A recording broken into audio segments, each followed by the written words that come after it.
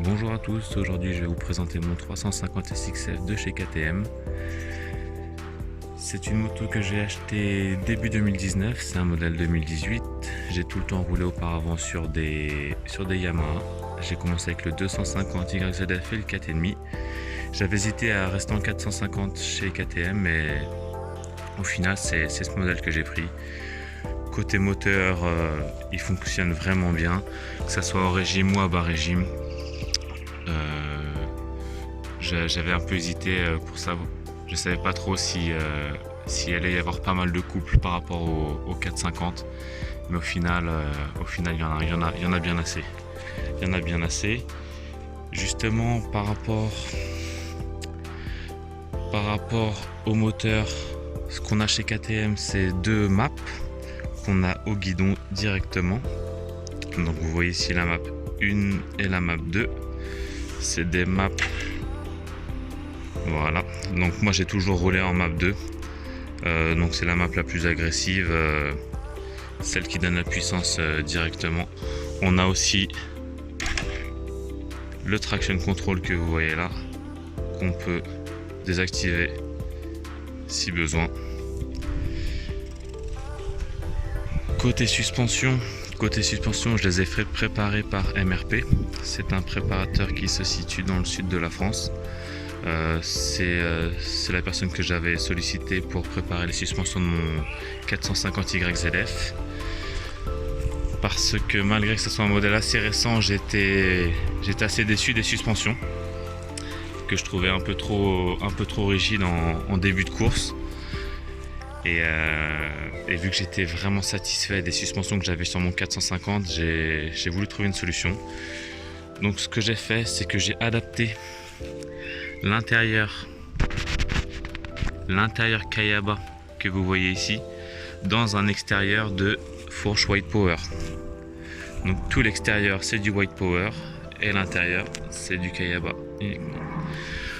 Pour ceci, j'ai eu l'aide d'un ami qui m'a retravaillé les pieds de fourche pour pouvoir adapter l'ensemble Kayaba. Et donc j'en suis vraiment content. L'amortisseur d'origine c'était pas mal, bon je l'ai quand même fait préparer. Les fourches maintenant sont vraiment très bien, donc c'est une moto dont je suis vraiment satisfait.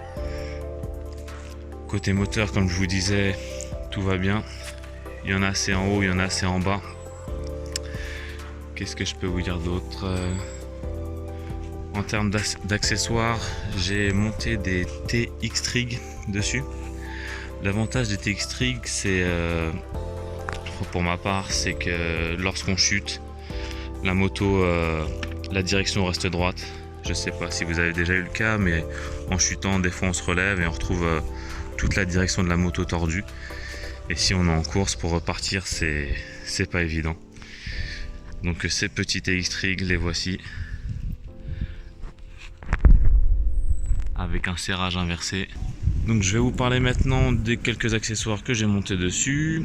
Les protège-mains qui viennent directement de chez KTM, c'est des protège-mains d'origine. Ils sont vraiment très bien.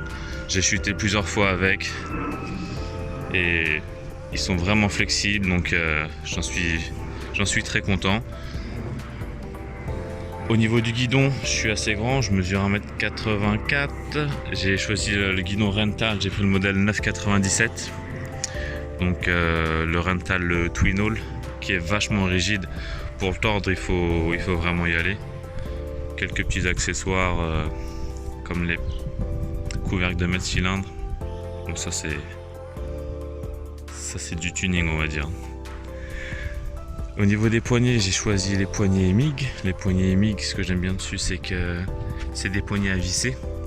C'est des poignées à visser, et ce qui est bien, c'est qu'en gros elles tombent pas, quoi. Malgré les chutes, malgré la pluie, vous êtes sûr qu'elles tomberont jamais. Je sais pas ce que vous pensez de cette petite moto, mais moi je la trouve vraiment belle dans ses coloris. Le kit déco vient de chez MX Spirit.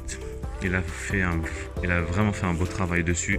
Les couleurs sont vraiment belles, que ce soit le bleu, le orange ou les petites touches de noir. Donc je le remercie beaucoup pour pour cette petite déco.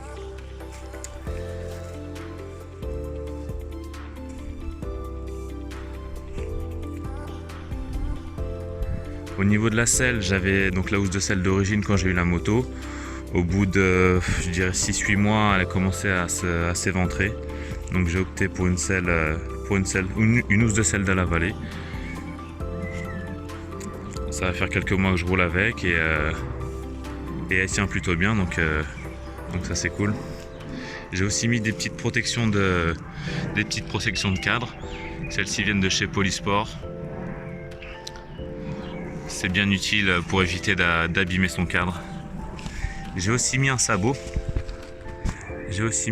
Pour protéger des projections de cailloux, qui vient également de chez Polysport. J'ai opté pour un sabot rallongé pour protéger les biellettes et pour éviter même des projections de terre et essayer de sauvegarder au maximum les roulements.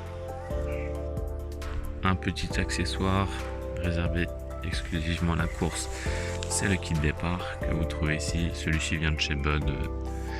Il est vraiment bien. Ça permet de bloquer la fourche en position basse lors des départs pour éviter que la moto se cabre.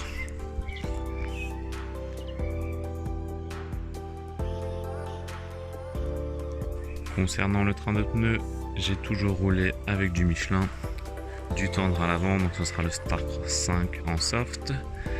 À l'arrière, j'ai opté pour du médium pour améliorer un peu la durabilité du pneu qui s'use on va dire très rapidement en motocross.